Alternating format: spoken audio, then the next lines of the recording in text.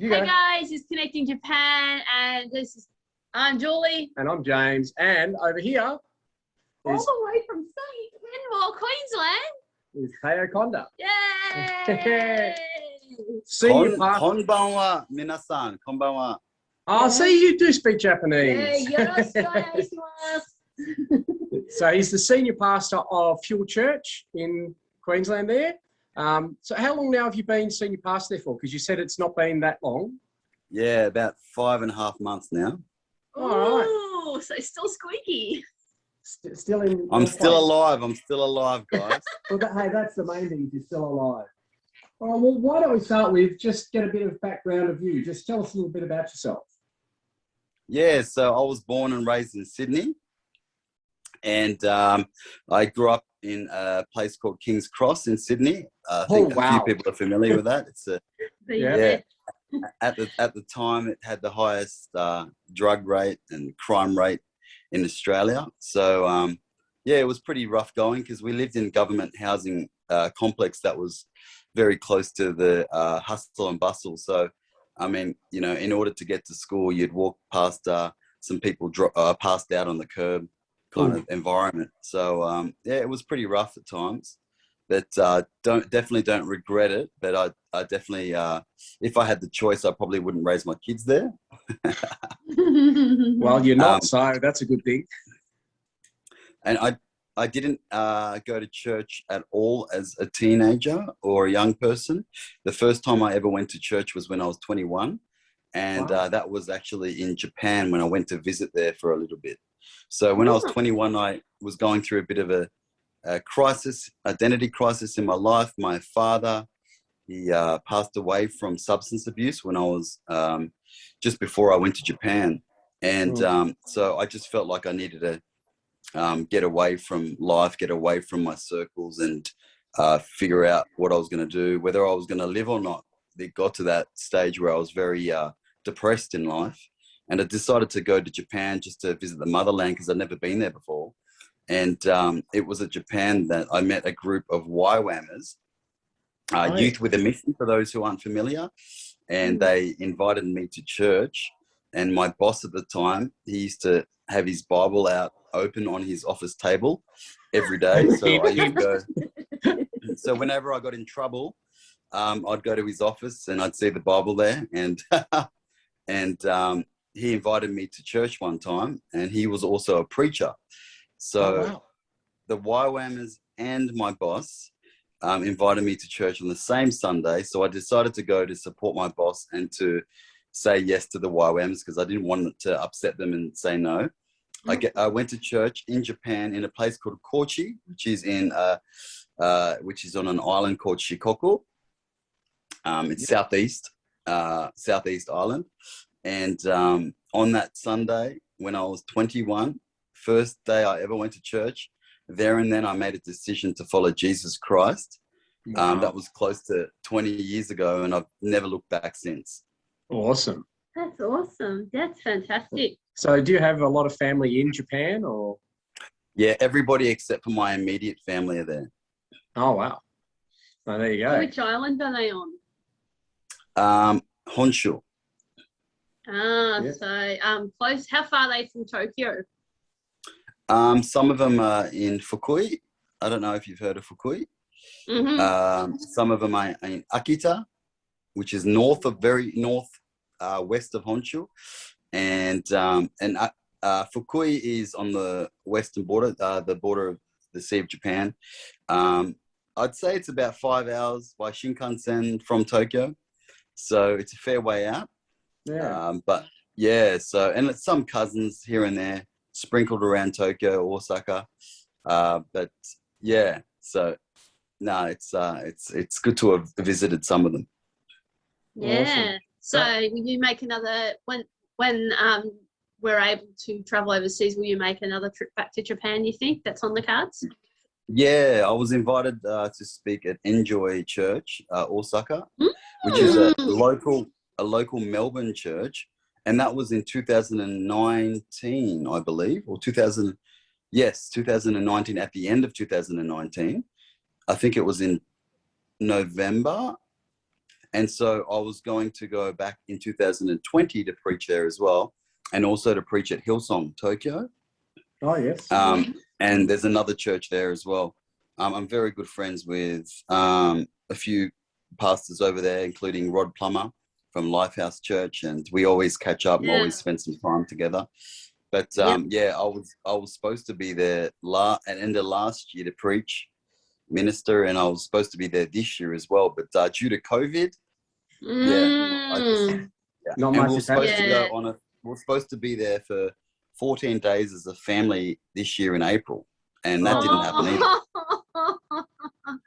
Yeah. So for our listeners who are not aware of these churches, Enjoy Church in Melbourne has a church plant in Osaka where one of our ACCI missionaries, Alex Lowe, is located, and Lifehouse Church is one other major church in Tokyo. Yes. So, Taiyo, how did you meet your lovely wife? So we met at in Victoria, actually. She was only good 17. We were teenage sweethearts, and she was 17 and she was studying there, and so I left Sydney. I was up to some naughty things. I got involved in the wrong group, and so I was encouraged by Mum to skip the state and live somewhere else, just for the last remaining season of being a teenager. And so I lived in Victoria for a couple of years, and I met Lucy there. And I'm telling you, all her friends were saying, "Don't go out with this guy. He's nothing but trouble." You know, I was in trouble, I was in trouble with the police quite a few times. So I was on the front of the paper for something I was involved with that I'm not so proud of. But looking back now, it was something that definitely nobody was hurt in the incident. But it was definitely not something I was proud of. But I was just silly, godless, didn't care about my life. I was ruthless. And so all Lucy's friends were like, "Yes, stay away from this guy. He's nothing but trouble, and he'll take you down the wrong direction." And but now she would admit that she's married to the best guy on earth. So I'm happy about that.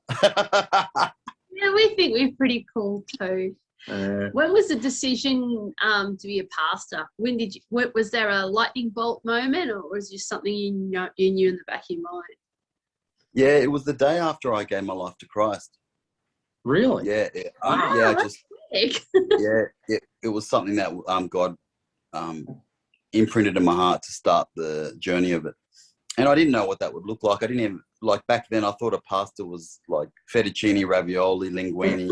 I didn't know any of the Christian language, like kingdom, evangelism, pastor, preaching. I didn't understand what the language meant, to be honest, because I grew up in the world. And my world was very different to God's world, so in terms of the kingdom. And so I grew up in a godless world, and so I didn't understand what those things meant. But very clearly he spoke to me through YWAMers in an onsen. Do you know what an onsen is? Oh, yes. Yeah. You've probably been to one in Melbourne, so there's a place here in Melbourne called the Japanese Mountain Retreat, and they do private individual hot tubs. They have an onsen there as well. They have everything. It's amazing. So if you ever come down to Melbourne, we'll take you and Lucy to one. It's phenomenal. It's like we're half an hour from Mornington hot springs here, but it's very public.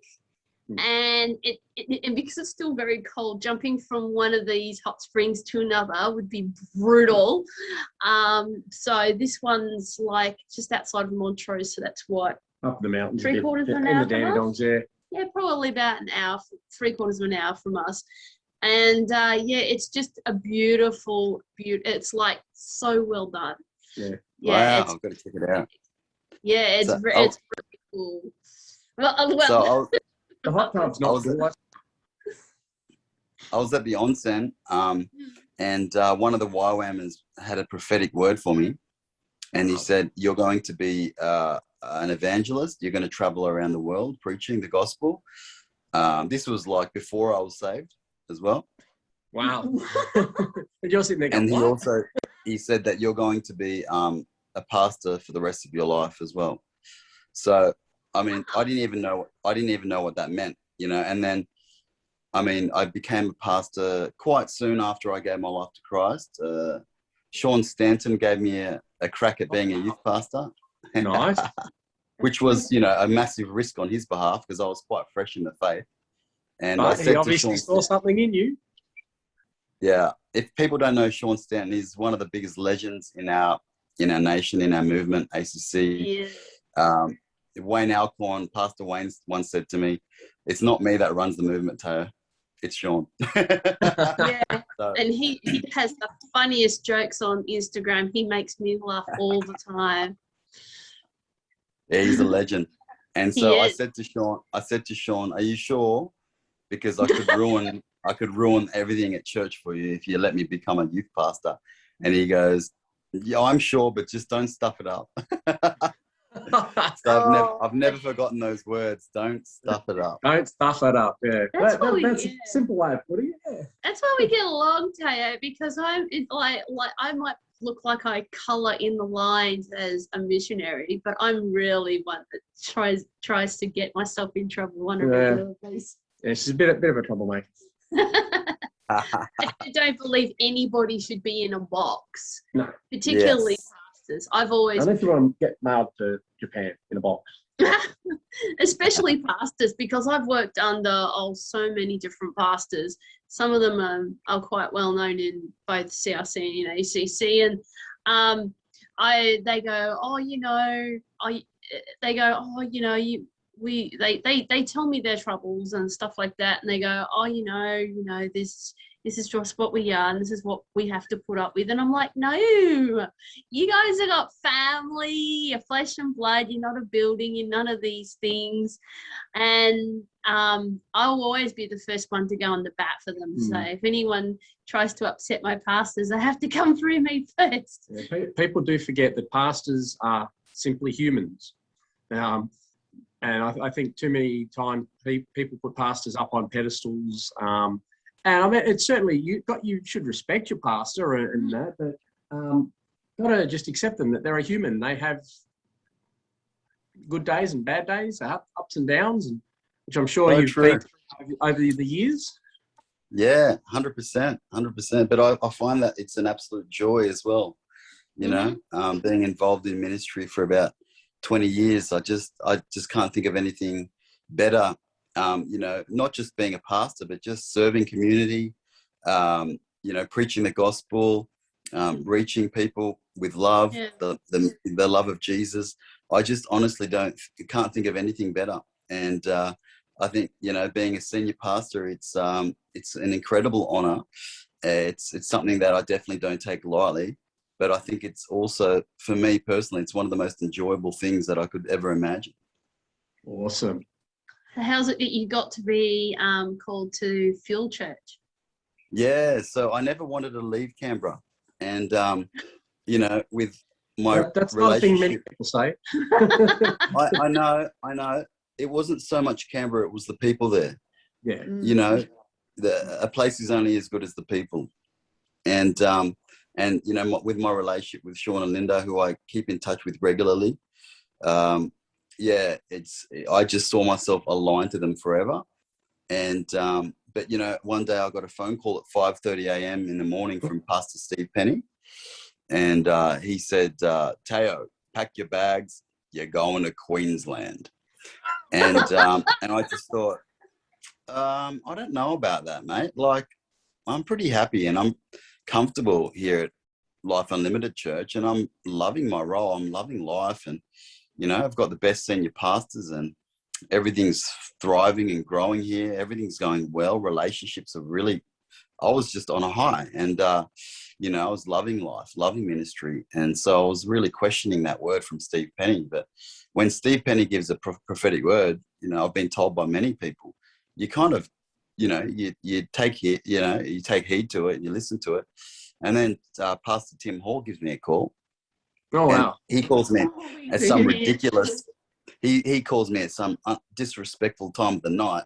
And he goes, Taiyo, my samurai friend, this is your Caucasian buddy in the faith, your co-evangelist friend. You're going to be a greater evangelist than me. You're going to reach a lot more people than me, but I've got a word for you today. You're going to go and you're going to become a senior pastor. So get ready, pack your bags. Transition is in the air, my friend. And so I hung up the phone on him because I thought it was very disrespectful that he called me late at night. So I just hung up the phone, and he was mortified. He called me the next day and he said, "Oh, you hung up the phone on me a second time." And I'm like, "Yeah, but you don't call people at that time of night, Tim, you know." And anyway, I was a bit offended because I didn't like the word that I was getting. And then I spoke to Rod Plummer and Viv, and he asked for Lucy to be involved in the conversation. And so Lucy and I got on a Zoom with Rod and Viv, and they were just sharing their heart for Japan. And I've always had a heart for Japan, and they're just sharing their heart about their vision and also what they're seeing on our lives. They believe that we're going to be there one day doing something in Japan, seeing a revival break out. And he just shared with me We're there for that one. that he just said to me, yeah, I just definitely wonder, I think you'll be here, without a shadow of a doubt. And, you know, I'm just counting the days till you get here because I think it'll just really be good. And, but, you know, I said to Rod, look, it's probably not our season yet. We love it here at Life Unlimited Church, and we're just loving our role and we're loving our church. And so we're not going anywhere anytime soon or anything like that. But he said, like, oh, yeah, but if you ever did go anywhere, there's a good place called Kenmore in Brisbane in Queensland. And I don't know why I said that, but I used to live there and I planted a church just there. And you should go there if you're ever thinking about going anywhere in Australia. And I'm like, I get a phone call from a church board, a board member from a church in Kenmore in Brisbane, and they say, Pastor Taiyo, we really feel like you are supposed to be the senior pastor of our church. And I said to them, well, I don't think you've heard right, because I'm happy in Canberra. And I had a chat to Sean about it, and I went to his office and we started, I was crying my eyes out. And I said to him, what do you reckon? And he goes, oh my gosh, like, I don't know, like, this is crazy. And I'm like, I know, that's why I'm talking to you about it, because I need you to help me to navigate what on earth is going on, because I don't want to go anywhere, but I can't lie to you. Like, this is what's going on. Like, these are the people that are talking to me. And then I get another prophetic word from Corey Turner. Been there, done that.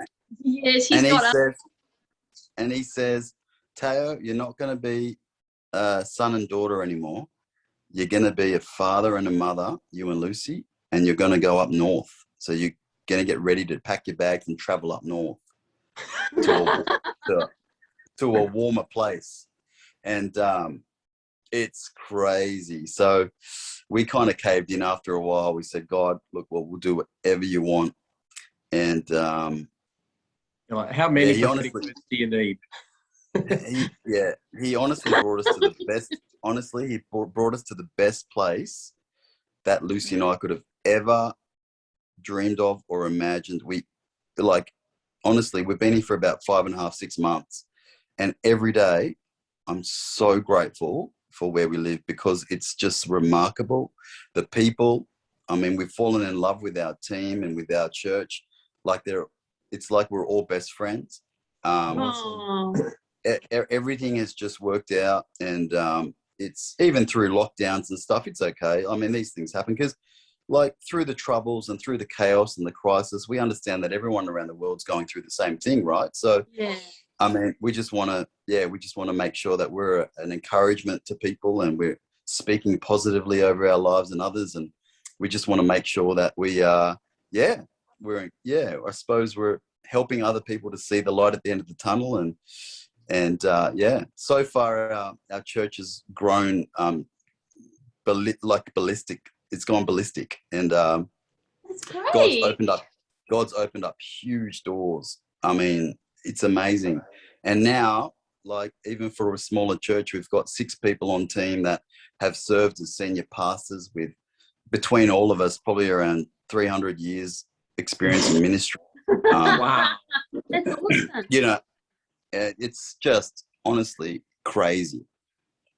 That's fantastic. That's awesome. So, what would you say in the 5 months that that you've been a pastor at the church has been the thing that you've found the most, apart from COVID, has been the biggest transition difficulty for you so far?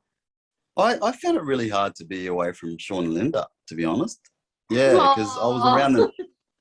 Because I was around them every day almost, you know. Yeah. And Sean's quite busy. Like, he travels, and for ACC, Sean is the guy that looks after all the national staff. So if you're going to be a staff member on ACC national, then Sean's your boss. So he's overseeing, you know, full-time staff in Sydney, multiple staff, and then he's looking after a church. So he's got a lot on his plate. But even then, I got to spend so much time with him every week, you know, and I don't know, I just miss hanging out with him, miss going to the restaurant, or miss going to the cafe, or miss just hanging out with him. And, you know, it was doing ministry together was real fun as well. Like, especially, he's just throwing me in the deep end. There's a problem, he just chuck me in it. I love it. That's really good that you have a relationship like that with your pastor. It's usually when you have congregational members and pastors, they go, you got to have, it's usually traditionally there's a distance between each other, because like they're there and you're there. And it's good that you have that relationship with Sean, because I have a similar one with Pastor Laurie, and like people go, how on earth do you get the inside track with someone like that? He's your senior pastor. And I'm like, and like initially we didn't really like each other, to be honest. Now we're best buddies. When you connect with somebody, you really connect. So yeah. It's like me and a certain Eugene in Japan. Oh my gosh, no. Those two don't want to be visited together. Japan in 2018 to see how we'd fit with Eugene and Fiona at Fukuoka there, we just fitted perfectly. It was like we'd sort of known each other for ages. We just could bounce off each other, and so it was a really good fit. So we know that we're not sort of walking in there and it's going to be hard to work together. We know we can definitely work together. So that's certainly a good thing. Not really. No one, you two wind each other up and pull like stressed to the max just watching you. We just have fun getting things done, that's all. No. Yeah, that's so good. And as you guys know, with the Japanese culture, comes, you know, with it extreme loyalty. And I said to Sean, you know, I'm not going to leave you if I get really upset with you. No. You know, let's make, I said, we'll make that very clear, but I'll communicate if I'm unhappy with something, or if we're not getting along with something, I'll let you know straight away. Good. But I suppose that's always been with me, even as a child, like this intense loyalty to someone and their vision that God's given them. And, you know, I know that's a huge thing in Japan, but that's also been a thing that's been in my blood, but also just in my spirit as well. I feel like I've got a lot of friends even, you know, and a lot of pastors right across the country that probably haven't seen that type of loyalty in their churches. And as soon as something bad happens, people leave and people get bitter and upset. But for me, it's not about so much circumstance and situation. It's first, have I communicated effectively? Have I spoke to them in person? And then secondly, am I displaying the loyalty of which Jesus displayed to his Father? And so for me, loyalty and commitment and communication are 3 huge factors in terms of kingdom qualities. And so for me, I've always got them in my pocket. Yeah, absolutely. We've always said that in every single video that we had, that, you know, while we're there to, you know, minister to the Japanese, we're going to be learning from them. And there's always things that we Westerners can learn from them as well that we sadly lack in our culture. Definitely. Well, we probably should do the fast five. So you ready? Look out, Taiyo. This could get interesting. I don't even know what she's planning to ask, so this could be a problem. All right. So for those who are watching, we're going to do what one of my good friends, Pastor Doug Townsend, has done, and Karen Stuckey have done. They're my good friends with Church Support Australia. We do a fast five. We ask 5 quick questions. So we'll strap in. So the first one, sushi or ramen? Ramen. Ramen, definitely. Okay, Osaka or Tokyo? Tokyo. Okay. Okay, hun, you think it's gone quickly? I thought you had the fast five. Yeah, you can do that. Oh, I don't know. I didn't know I had to do any. She was the one that was the fast five. Banana bread or chocolate fudge slice? Banana bread, because I cook a mean banana bread. Yeah, we know. We're waiting for some to get mailed down. Hello. Who are they?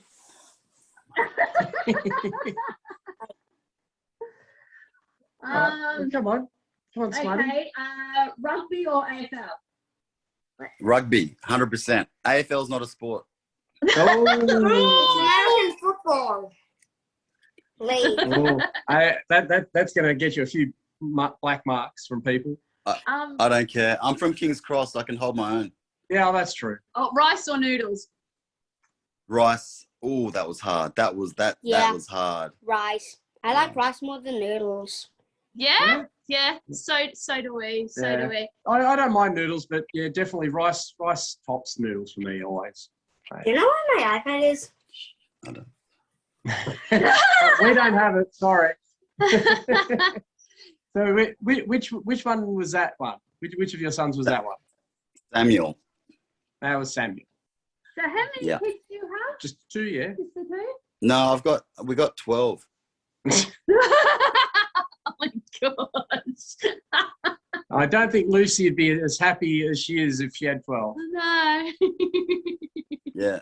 When I married Lucy, she had 10. No, just joking. Oh,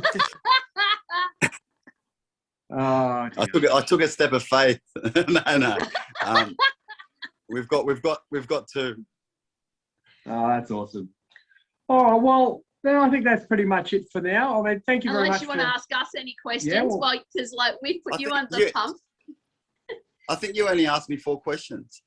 Oh yeah, we got to ask anime or cartoons? Cartoons.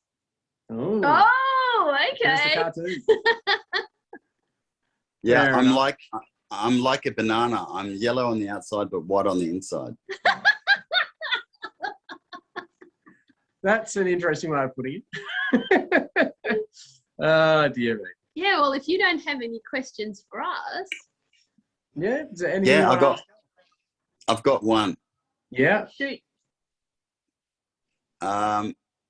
Would you rather live in Japan for the rest of your life, or have like a genie in the bottle, and then whatever 3 requests you ask for God, he'd have to give it to you? Oh, okay. Well, I'd go with the genie because one of the requests. You weren't allowed to ask to live in Japan. Ah, all right, fine. Well, then that's easy. Live in Japan. Yeah, Easy. I If I can't use one of the 3 requests to live in Japan, then definitely forget the genie. He can go do whatever he wants and live in Japan. Yeah, Definitely. I've read the most amazing stories about Hudson Taylor and Carmichael, Eric Little, all of them. And to be honest, like I know a lot of people say, missions are irrelevant or, it's too difficult. I mean, I read the one story where they say that the old missionaries carried all this stuff in a coffin because they never knew whether they were coming home or not. And, stuff like that doesn't bother me at all because Although I think Japan's a fairly safe country to go to as a missionary. not unless you count natural disasters, and I do have the natural disaster app that JNTO recommends anyway. So when we get to Japan, I'll be using it. You saying that you got prophetic words. We got a prophetic word. I mean, my husband doesn't mention it all that much, but I was sitting in Laurie's office one day as her PA, and we're just having a conversation. I'm going through her calendar, and she goes, "Julie, you and James are going to be pioneer missionaries. You're the pioneer missionary spirit." And I'm like, whoa, where does that come from? And, so we were going to go to Thailand, but God clearly said to me after that door was closed, I don't want you building on somebody else's foundation. And Japan has got plenty of wiggle room for that. Japan has too much room and not enough people to go there and do it. So, that was a defining moment in 2017. That was probably not counting COVID, that was probably the worst year of our lives because we had that door shut, Alpha Crucis and Harvest amalgamated, and we had to move house. And so it was as horrendous. Soon as that door closed, though, Eugene did jump on us straight away. He didn't give us time to even think of going somewhere else. So he just dropped that straight on us, and it was an odd thing where we sort of went, Japan? When he first mentioned Japan, it didn't really twig, but No. I tell you what, it didn't take long for the idea of Japan to become such a burning desire. So that's where we need to be, and that's where we want to be. And if we got to stay there the rest of our lives, I don't know how I'm going to manage. I really thank Eugene and Fiona for being compassionate and listening to us because, we really were devastated in that it was that Pan Asia of 2017. And I guess they wanted to give us the time to process everything. I mean, we could have easily signed that serviette when he pushed it in front of us in Thailand. Although I did warn him because he wrote on the napkin, I give my heart to Japan, and he just pushed it over and said, here, sign this, you're coming with us. I said, yeah, but if I sign this, I can go anywhere in Japan. I don't have to go to you. This just says I give my heart to Japan. So I'm very, very detail orientated like that. So he was very careful after that, but but we did promise him we'd go home and pray about it and think on it. And it didn't take long. No, it didn't. And all you see, our website, our Instagram pages, our Facebook page, the YouTube channel, which is kind of my baby, actually. So once everything calms down in the world and we get over to Japan, we'll have to make sure that we get you come visit as a special guest one day. Yeah, hopefully we'll make some connections with some of the big YouTube. As long as you don't mind going to the boring old Fukuoka. I mean, nobody knows where that is.